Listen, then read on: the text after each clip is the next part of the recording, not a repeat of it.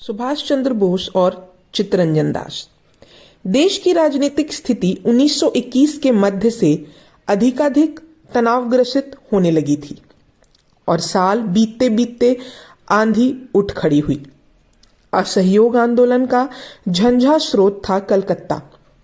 असहयोग और सविनय अवज्ञा को विस्तार बल देने वाले मोर्चे थे जिला मिदनापुर, बंगाल कर मत दो अभियान, पंजाब का अकाली आंदोलन और मालाबार का मोपला विद्रोह। असहयोग तथा खिलाफत आंदोलन की साठगांठ ने ब्रिटिश सरकार को बड़ी उलझन में डाल दिया था।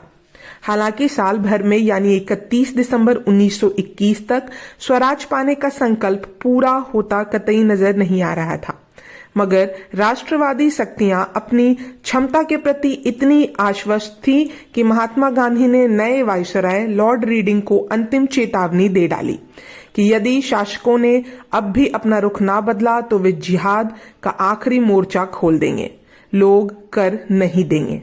बंगाल समेत देश भर में ऐसे प्रबंध कर लिए गए कि बिगुल बजते ही मुहिम छिड़ जाए। अंतर्राष्ट्रीय परिस्थितियां भी भारतीय उद्देश्य के अनुरूप थी। देशबंधु दास तथा सुभाष चंद्र सहित अपने अंतरंग अनुयायियों के साथ दिसंबर 1921 के प्रारंभ से ही जेल में थे। हालात के मारे नए वायसराय ने सुलह की शर्तें तय करने के लिए पंडित मदन मोहन मालवीय को शांति दूत बनाकर देशबंधु से मिलने जेल भेजा।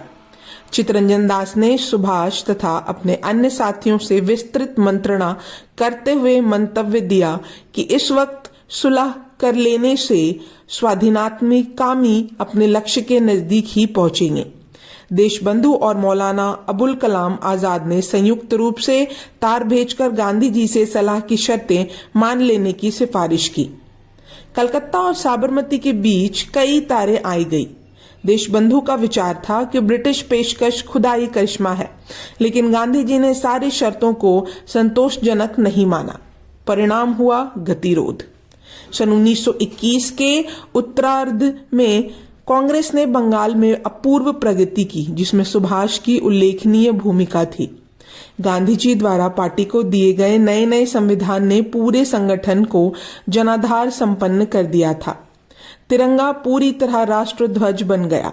हर तरफ एक ही तरह के नारे गूंजने लगे।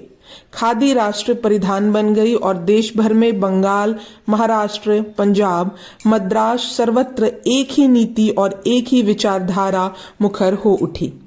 बंगाल के इस कायापलट में देशबंधु ने जिस एक व्यक्ति को विशिष्ट कार्य सौंपा था वह था हमारा भारतीय आंगल नक्शिख वाला रूपवान 24 वर्षीय युवा नायक, खूब गोरी रंगत, चौड़ा माथा, गहरी भूरी भेदक आंखें और हमेशा खादी का निराडंबर परिधान। वह कोई छूट भैया राजनीतिज्ञ नहीं था। देशवासी उसके उच्च शैक्षिक उपलब्धियों और मानसिक शक्तियों के बारे में जानते थे। वह ICS को ठुकराकर त्याग की अपनी क्षमता प्रमाणित कर चुका था।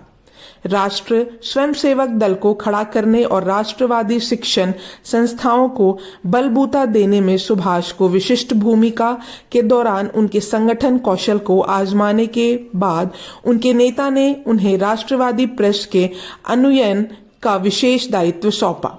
सर्वप्रथम 1921 में बॉडलॉर कथा, फिर 1922 में आत्मशक्ति और 1923 में फॉरवर्ड। दूसरी ओर वे अपने इलाके दक्षिण कलकत्ता में दक्षिण कलिकता सेवा समिति तथा दक्षिण कलिकता सेवा आश्रम जैसे संस्थाओं के जरिए समाजोत्थान के कार्य में भी सक्रिय योगदान करते रहे। वर्ष 1922 की शुरुआत अनिश्चय मगर उत्साह भरे माहौल में हुई। इधर वायसराय ने समझौता की पेशकश वापस ले ली और उधर गांधी जी ने बारदोली, गुजरात से कर दबाव अभियान शुरू करने को अंतिम चेतावनी दे दी। तभी अकस्मात एक वज्रपात हुआ। फरवरी 1922 के शुरू में चौरा चौरी में उत्तेजित ग्रामवासियों ने एक पुलिस थाने को आग लगा दी और कुछ पुलिस वाले मार डाले। इस घटना से गांधी जी स्तब्ध रह गए और उनके आग्रह पर कांग्रेस कार्यकारिणी ने सविनय अवज्ञा आंदोलन स्थगित कर दिया। उस वक्त सुभाष देशबंधु के साथ जेल में थे। आंदोलन स्थगित होने वाला समाचार ने दोनों को दुख और रोष से भर दिया। कांग्रेस जन अचानक इस तरह मोर्चा छोड़ने से हक्के बक्के रह गए और आशाओं से उमगती आम मनोदशा हताशा में डूब गई। वायसराय लॉर्ड रीडिंग परिस्थिति का लाभ उठाकर आक्रामक हो उठा और महात्मा गांधी को राजद्रोह के आरोप में लंबे समय के लिए जेल में डाल दिया गया। जन आंदोलन के स्थगन और को वास्तविकता मानकर देशबंधु जेल में ही विधानमंडलों में क्रांतिवादी गुत्थम गुत्था के मूल मंत्र पर आधारित असहयोग और संघर्ष छेड़ने तथा तमाम लाभकारी मोर्चों पर काबिज होने की एक नई योजना बनाने में जुट गए। कांग्रेस कार्यकारिणी समेत द्वारा सविनय अवज्ञा पर बैठाई गई जांच समिति के सदस्य देशबंधु के समर्थन और विधानमंडलों का बहिष्कार जारी रखने के पक्ष में आधम आध बट गए। सुभाष इसमें निष्ठापूर्वक अपने नेता के पक्षधर बने रहे। सितंबर 1922 में बंगाल में उत्तरी जिलों में भयंकर बाढ़ आई। कांग्रेस अवसरोचित फूर्ति से पीड़ित मानवता की सहायता को पहुंची। सुभाष चंद्र इसके पहले समय सेवा जत्थे के मुखिया थे, जिनके द्वारा संचालित राहत कार्य इतना सफल हुआ था कि कांग्रेस की प्रतिष्ठा बहुगुणित हो उठी, जबकि सरकारी प्रयास कृपणता और उदासीनता से भरे हुए थे। वर्ष 1922 के उत्तरार्ध में दो घटनाएं ऐसे हुई कि देशबंधु के प्रमुख सहायक के रूप में सुभाष चंद्र पर उनका महत्वपूर्ण और दूरगामी प्रभाव पड़ा। पहली, देशबंधु के सभापतित्व में all India trade union Congress का लाहौर अधिवेशन। यही देशबंधु ने स्पष्ट शब्दों में घोषणा की थी कि जिस स्वराज के लिए हम जान खपा रहे हैं वह उन लोगों के लिए है जो भारतीय जनसंख्या का 98% लोकाधर बनाते हैं। इस प्रकार सुभाष ने भारत के मजदूर आंदोलन में पदार्पण किया और गुरु के पद चिन्हों पर चलते रहे।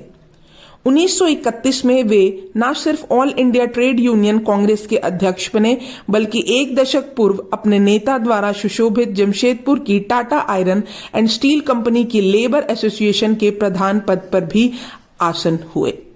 दूसरी घटना थी कलकत्ता में आयोजित यंग मैन कॉन्फ्रेंस, जो बंगाल के नए युवा आंदोलन की पूर्व पीठिका थी और कुछ ही दिन बाद सुभाष चंद्र बोस जिसके निर्वावाद जादुई नेता बनकर उभरे।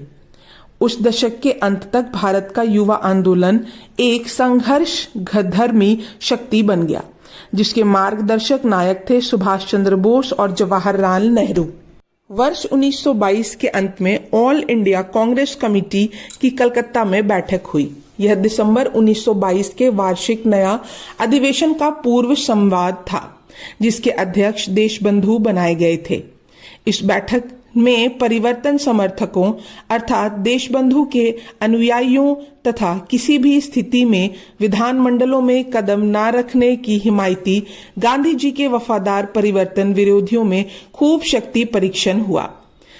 गया कांग्रेस में, जिसमें सुभाष ने भी भाग लिया था, देशबंधु का प्रस्ताव गिर गया। अतएव अध्यक्ष के रूप में उनकी स्थिति कुछ असंगत हो गई। कांग्रेस के आगामी वर्ष के कार्यक्रम निर्धारित करने के अवसर पर पंडित मोतीलाल नेहरू ने सबको आश्चर्यचकित कर दिया। उन्होंने ऐलान किया कि अध्यक्ष के कार्यक्रम को पूरा करने के लिए वह कांग्रेस मुक्त स्वराज पार्टी का गठन कर रहे हैं। देशबंधु ने अध्यक्ष पद से त्यागपत्र दे दिया, क्योंकि वे अधिकृत प्रस्ताव के प्रतिपक्ष में काम करना चाहते थे। सुभाष चंद्र ने लिखा है कि स्वराजवादी पराजय भाव से विदा हुए थे, किंतु संघर्ष और विजय के प्रति दृढ़ प्रतिज्ञा थे। यह भाग यहीं समाप्त होता है। तब तक के लिए धन्यवाद।